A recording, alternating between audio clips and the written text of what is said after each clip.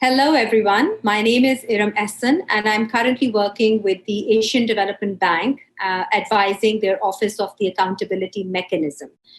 Prior to this, I was leading the bank's law and policy reform program. And in that capacity, I have been working with judges, prosecutors, lawyers, civil society for more than a decade now. And the areas that I normally work on, I'm passionate about, are climate change, environmental law, and also gender equality. So these are the topics that I practice my expertise in addition to law, of course. Today, the topic that I'm going to discuss about or talk to you about is something very, very close to my heart and very dear to me. And that is climate change unfair? And if not, then who are the people that are impacted most by climate change? So this is something which is very people-centric. It's not science, it's not technology. Normally, we hear about climate change that what degree centigrade should the temperature be? What is science? What is technology? I want to bring the conversation back to people. And in the words of Ban Ki-moon, he says, vulnerable people suffer first and worst. And that's exactly what my topic today is about. If climate change affects the vulnerable the most, then why is it considered a rocket science? It's not a rocket science. We all know about it, but we tend to ignore it. Moving on, I will talk about the impacts of climate change to set the scene. You all know by now what the impacts are, but just setting the scene of today's talk, then who exactly is vulnerable to those impacts of climate change? Then big picture, if it is a crisis, then what is the responsibility of the state towards vulnerable people? And what is the responsibility of judiciaries towards these people? And in doing so, I will be talking about some statistics. All the statistics that I'm mentioning today has a legitimate source. I'm not going to mention source, but I mean, anyone who wants to know can email me and ask me, and I'll give you the references. But they are all legitimate statistics. Number one, what are the impacts of climate change? The adverse impacts of climate change are literally twofold. First, there are more intense and more frequent hazards, natural hazards, as we are all witnessing. And secondly, there is going to be greater vulnerability to deal with those hazards. So it's kind of a double jeopardy for us. In the short term, we are seeing a lot of earthquakes, melting glaciers, rising sea temperatures, erratic climate weathers, etc., etc. In the long term, what are these hazards doing? They are changing. It's because of the changed ecosystems and habitats, loss of biodiversity, changing, rainfall patterns. So because of that, we are seeing these short-term impacts. What is happening with these long and short-term impacts? That people, there is lesser food, lesser water, a lot of migration because of scarcity of these necessities of life. And as a result, it is increasing vulnerability because it is pushing people deeper into poverty. So that is why I'm bringing the conversation back to people. Let me read John Knox, who was UN Special Rapporteur for Environment and Human Rights. He said, the full enjoyment of human rights, thus, depends on biodiversity. And of course, then he says, and the degradation and loss of biodiversity undermine the ability of human beings to enjoy their human rights. So that's what I said, is it's all connected. It's not rocket science. What are the human rights that will be lost or that people are losing because of climate change? They literally span from one end to the other end, like right to life, health, water, sanitation, property, food, living, right to development, right to nationality, right to mobility, and most importantly, right to self-determination.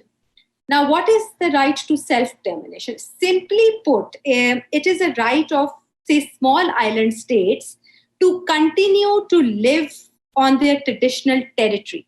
You self-determine yourself within your territory, your home, your space. I am Filipino, I am Pakistani, this is my nationality, this is my determination, right to self-determine myself as a citizen of this land, as a citizen of this island. That is the right of self-determination which people are losing because of forced migration. Now, what is the meaning and impacts of climate change we have already discussed. Why am I saying that it is unfair or climate change is unjust? I'm saying this because climate change is completely, different meaning for different people. For some, it is simply a matter of changing weather patterns. It is a matter of, a bit too hot today, a bit too cold today. Oh, it's raining today. Oh, isn't it raining too much today? Or, oh, it's not been raining too much lately, So it's that. But for other, it is too much water or too little water. I can't survive without this water. I don't have food at all. So, it has completely different meaning for different kind of people. And that is why I say that climate change is unjust.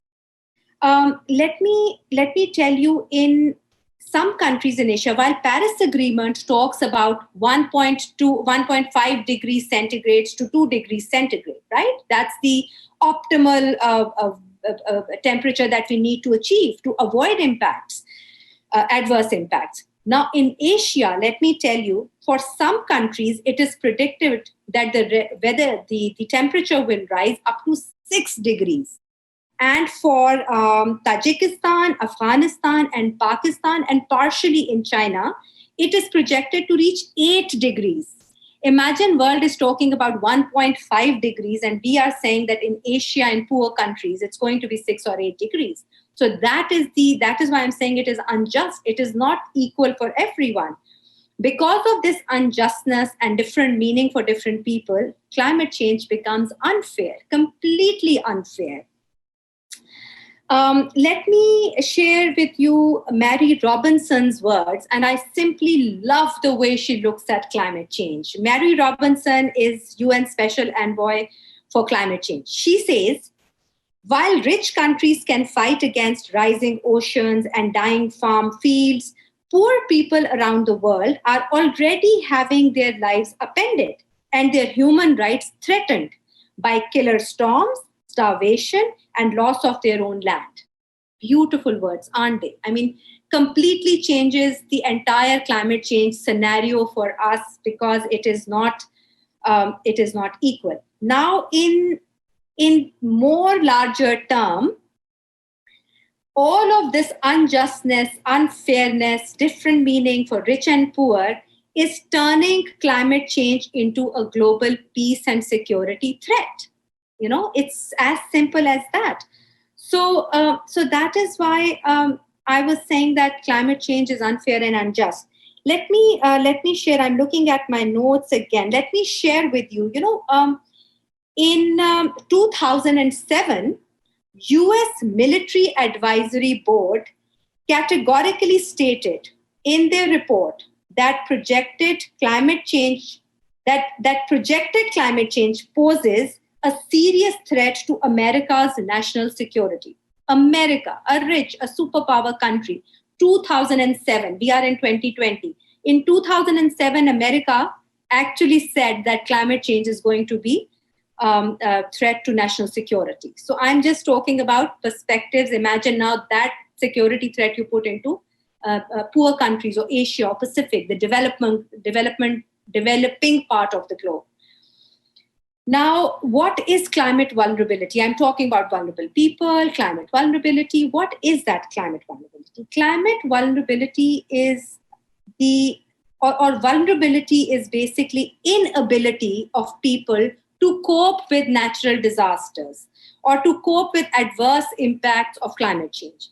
And then the climate vulnerability means, so one end are the people who are vulnerable and they cannot cope with these disasters. And the other side, even climate is vulnerable because it is that vulnerability is the degree of biological, sociological, economical, geophysical circumstances to deal with these disasters. If there is no biodiversity left, then even climate cannot deal with the adverse impacts, right?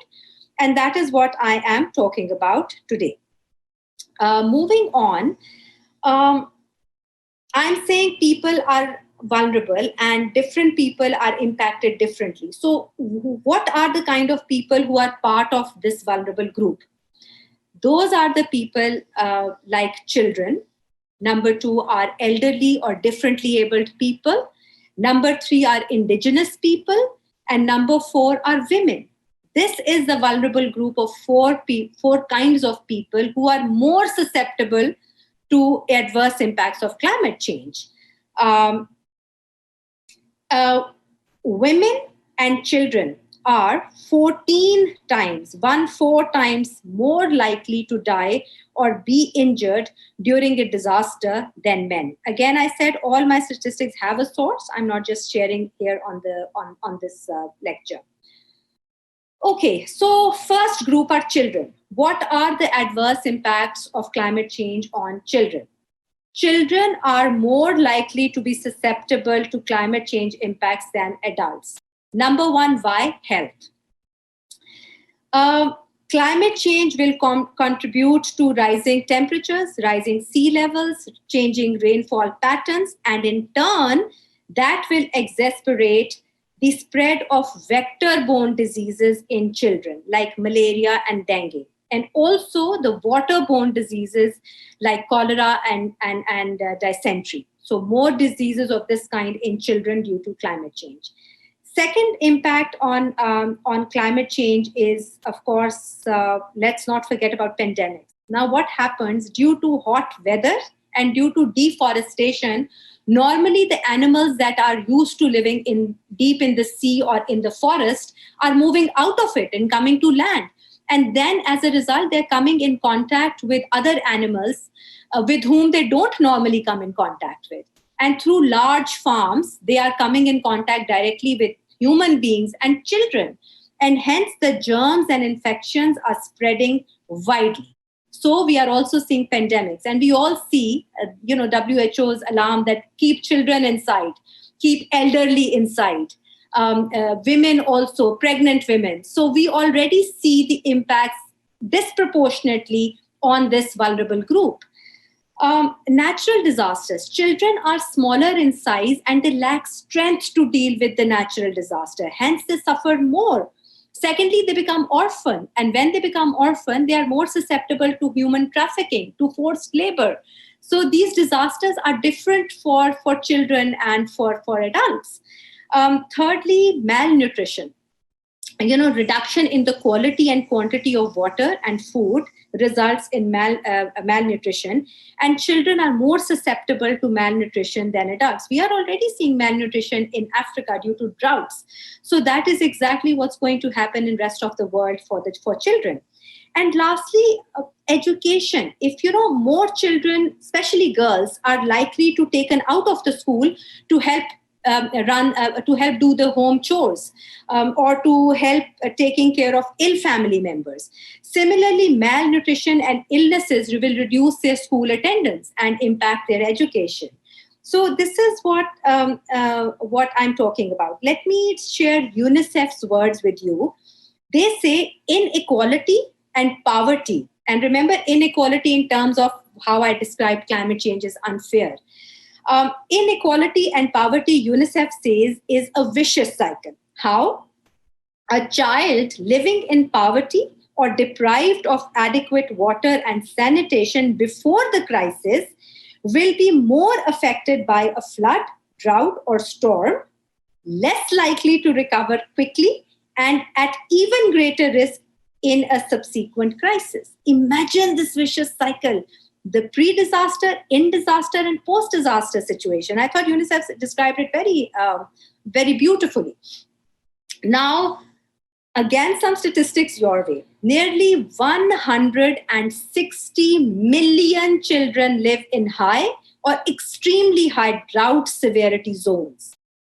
More than 88% of the existing global burden of disease due to climate change occurs in children who are less than 5 years of age.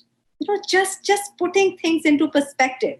How we think, oh, climate change, of course, rain impacts everyone the same way. Heat, it impacts everyone the same way. What is this nonsense about disproportionate impacts and all? Actually, there are different impacts, right? Okay, so how are elderly and differently abled people impacted by climate change? In elderly and differently abled people, their ability to cope is diminished. We all know that. Now, some older people may have chronic health diseases already. They might be bedbound. They might have difficulty to leave their home or to do their daily chores. They are unable to care for themselves or other people. They might be living with dementia. They might be living with other degenerative illnesses. So disabilities may limit their communication, their seeing power, their moving. They may be wheelchair bound. So imagine a flood warning. Move around quickly, people. Can these elderly and differently abled people move around the way a normal, healthier person can do?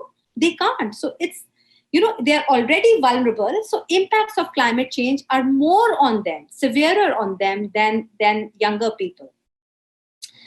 Then, of course, their detrimental physical impacts. Let me again share some numbers with you.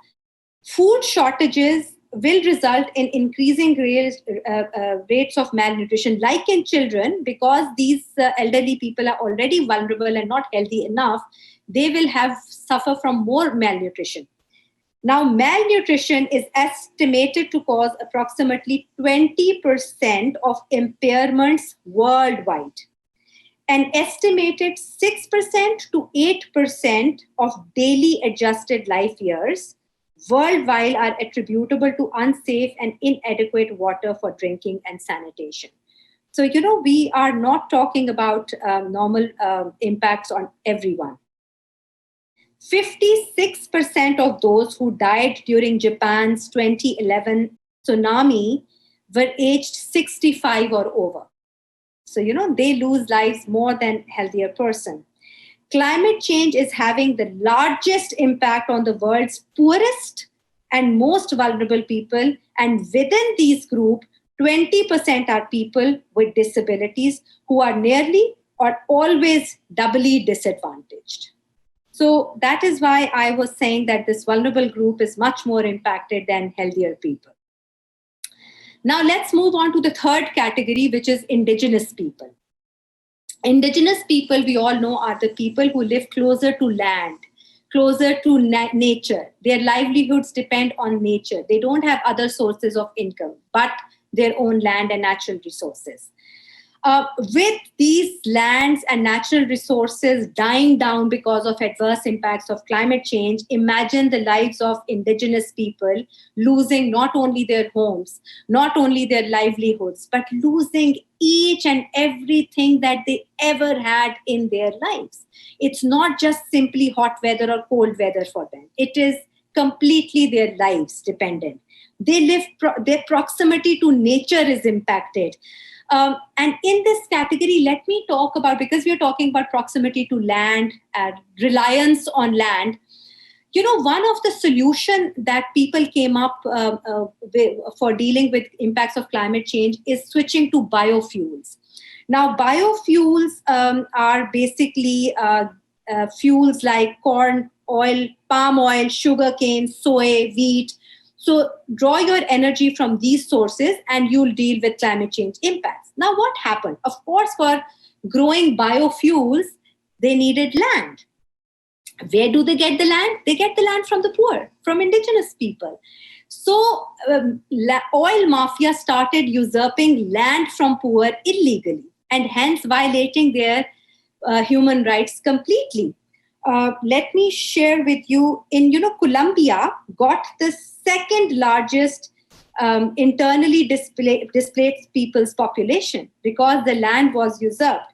What I'm trying to say here is that even the solutions of climate change adaptation might result in human rights violations. So please, people, we need to really understand what we are doing to our own vulnerable people in doing so. Um, because of this indigenous people's reliance on land, I also want to touch upon one more point here, which is migration, climate-induced migration. What is happening here is that a lot of Pacific islands are drowning or starting to drown already. So we are not talking about migration of few people from one place to another place because maybe my house is flooded, so let me move houses. I am talking about relocation of the entire nation. Imagine the massive migration that climate change is inducing, and in poor island states where people are already struggling day to day to live healthy, to find resources, to find food, water. And they will now have to completely change their countries, which will result in loss of their nationality, loss of their culture, loss of their language, loss of their customs. Imagine even religion. It's kind of, you lose your dignity all over again. And I'm getting goosebumps while I'm talking about this. And that is why Pacific Island states are talking about concept of migration with dignity. Imagine, it's not just loss of your life, but you live without your dignity. This is what climate change is doing to poor people, to poor states. And I can't even begin to share with you the dilemma they are. I travel to Pacific a lot because of work. I live in a bubble, in a secure bubble. I am not impacted, but I see these people. And that's why I wanted to bring their plight to you through this fantastic opportunity that IUCN has given to me to address you all. Now, good news. I always believe in positivity while talking about the doomsday scenario. The good news is that during 2003 to 2006, government of Kiribati is a small island in Pacific. The government of Kiribati innovated its migration with dignity policy as part of Kiribati's adaptation program. Dignity, migration with dignity is one of the policies in Pacific Islands, one of the Pacific Islands. So they are already starting to make policies around this issue, to make laws around this issue, and soon people will see change towards this scenario. Let me talk about, the UN Declaration on the Rights of Indigenous People recognizes that Indigenous peoples have the collective right to live in freedom, to live with peace and security, and a corresponding right not to be subjected to forced assimilation or destruction of their culture. So international treaties, local laws are going to talk about this issue more and more, and already working towards this issue, right? So we will see.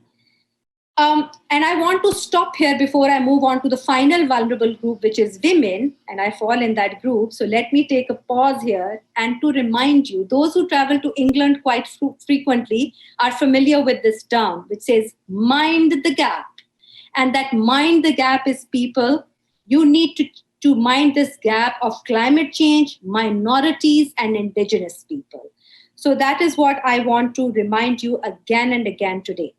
My final group of today's vulnerable groups is women.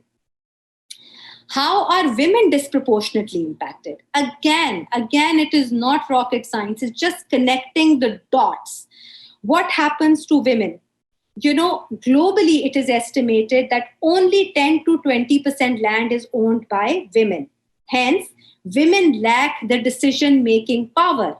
When we talk about migration and movement and loss of land or keeping the land or using the land well, women do not have that decision-making power. They are not the owners of that land. So already they become vulnerable to the decision-making or talking about impacts. Secondly, in cases of displacement or migration, imagine women, 1 in 3 women are suffering violence at the hands of intimate partners globally. 1 in 3 women. Now, and these are the women who live in the security of their homes, in the security of their 4 walls. Now put these women in camps, post-disaster situation, in in temporary housing or temporary shelters or camps. Imagine how women are susceptible to violence, how women are susceptible to rape, to trafficking, to forced sexual activity. This is what we are talking about, disproportionate impacts on women. Just imagine. And now I'm talking about this big, trafficking and sexual violence and rape. That is one part. Even if these women are remaining in their own homes, in the security of their four walls, they are susceptible to additional domestic violence. Because of lack of food and water, women have to spend more time outside for collecting food for their houses, to collect water. They have to walk extra miles to collect water. And because of that walking extra miles, they are spending less time at home. They are spending less time in making food around chapati in Asia, and hence they get slapped around their faces by their domestic partners because they are delayed in serving food. So they are beaten up every day because of that. And then girls, they are helping their mothers to do these chores. So they are losing their education. So, domestic violence is and now we have numbers post COVID-19, how domestic violence has increased massively. And why has it increased? Because the reason of domestic violence is stress, disruption of social and protective networks, isolation, restricted movement, stay-at-home measures, economic hardships, decreased access to services, and COVID-19 has given rise to all of these circumstances. So if these circumstances are the causes of violation of human rights of women or domestic violence, then hey, COVID-19 has brought each and every circumstance. And imagine the violence women are suffering every day in their homes, outside of their homes. And that is what climate change does to women. It's not just about, and I'm not even talking about malnutrition in women, additional malnutrition, pregnant women being more susceptible, diseases, that I've already discussed. I'm adding on to this the violence situation. And also remember, women are the natural caregivers. When somebody falls sick at home, who takes care of sick mother-in-law, sick father-in-law? The woman. Even if she's working, she comes back from office and then she is the one who tends to these ill women. And I've already discussed how elderly are susceptible. So just add all of these things and imagine just to be a woman in this situation. My heart bleeds out. I'm sure yours will as well. Let me again share some figures. An average of 77% of the fatalities are women, some of whom drowned as a result of not being taught how to swim. I'm talking about tsunami of 2004. 77% fatalities were women. Why? Because they did not know how to swim. We don't teach our girls how to swim. In some regions, it is considered luxury. In some regions, it is modesty. In Muslim countries or in more conservative countries, women cannot wear swimsuits, so they cannot be taught how to swim. It is not luxury. It is survival. So that is why women drowned. Can you beat that? And then 300% increase in new domestic violence cases after 2 tropical cyclones hit Tafe province in Vanuatu in 2011. 300% increase just after 2 cyclones. That is what climate change does to women, my friends. Not easy to be a woman. Now, big picture. We say, what is COVID-19 doing? It is a pandemic, natural crisis. It is emergency. The world has shut down. And the number of deaths, of fatalities induced through COVID-19 or coronavirus is much less than the number of violence that women suffer. How come violence against women, or how come climate change is not a crisis bigger than COVID-19? Inshallah, as we Muslims say, coronavirus will be cured. We are already hearing about vaccines. It's an infection. gradually, ultimately, we will get rid of it. Will we get rid of climate crisis or climate-induced adverse impacts if we live the way we live now? If it is business as usual, it is a bigger crisis, my friends. And this crisis was not going to get away from us unless we change the way we live, the way we think. So no vaccine is going to come for climate change. Mass migrations, mass amount of poverty, loss of dignity, loss of life. This is an emergency situation. And in this emergency situation, as again, Mary Robinson said, that climate change is the biggest threat to human rights in the 21st century. It is not COVID-19, it is climate change. So that is why I wanted to bring this people-centric conversation today. What is the responsibility of the state in this emergent climate emergency situation? States, according to the Office of the UN High Commissioner for Human Rights, states are legally bound to address climate-related vulnerabilities in accordance with the principle of equality and non-discrimination. We cannot discriminate against children, elderly, poor, indigenous people, women. We have to make special measures for them. Unless we make special measures from them, they are discriminated. Remember that. Now, this non-discrimination principle requires state to identify marginalized or vulnerable individuals, and then address specific needs through targeted and differentiated intervention. And that was what I was talking about in today's talk. Moving from state to judiciaries, what is the judicial responsibility? Judicial responsibility, in the developing world, systems are not working properly. Institutions are not working properly, enforcement institutions. That is why people are running to courts to get their fundamental rights or human rights enforced. That is why responsibility of courts is tenfold becoming larger and larger. So we need to make sure that judges are abreast, they are ready to deal with this crisis. The cases in front of them can be as simple as EIA, what is the impact of environment assessment, or, small cases, but these small cases add up. Or the cases could be as complex as migration cases, as refugee claims.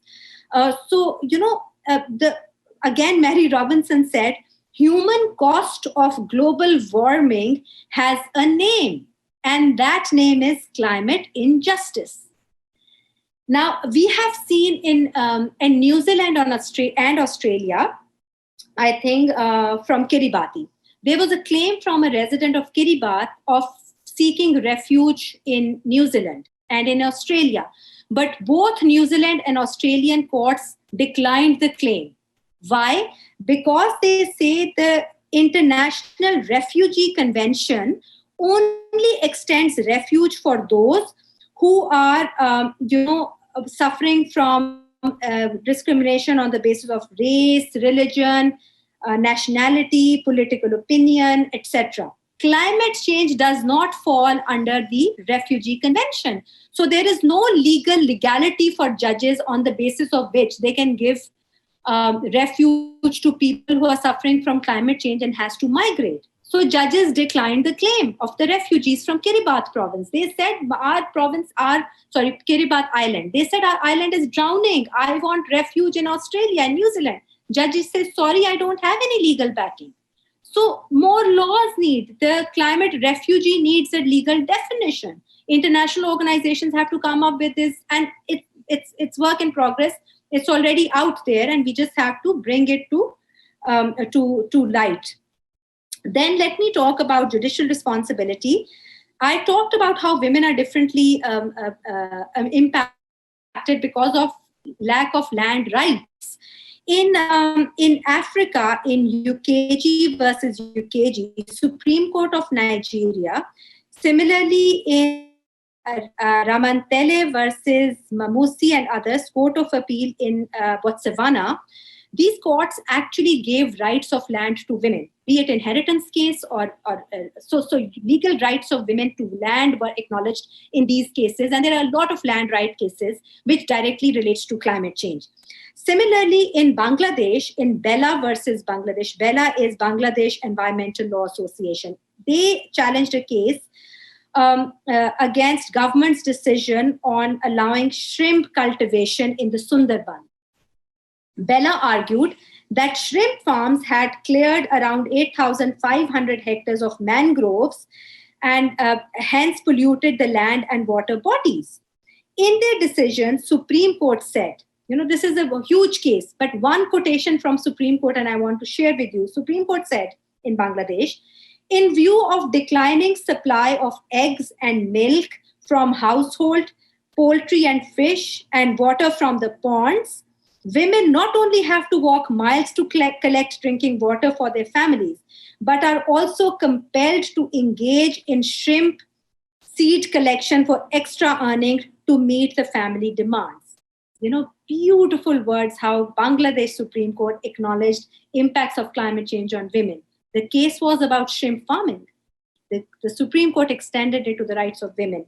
Similarly, in Pakistan, Maria Khan versus Federation of Pakistan case, 5 women filed this petition against government's inaction on climate change. They said that inaction breaches commitments under the Paris Agreement and violated the fundamental rights of women.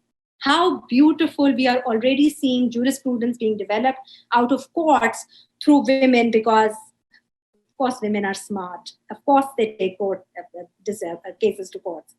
So that is why, while my heart bleeds for women, I'm so proud of being a woman, because all over the world we see how women, when they put into leadership position, how they change completely the picture. We are seeing how New Zealand took action under the leadership of women in COVID-19. And so many other places where women are in leadership. So before I wind up, I better praise women more in this talk. Way forward questions, like a very, very good lawyer, I will not leave you with solutions. I will leave you with questions. And that is, how can we integrate the needs of men and women into climate change policy?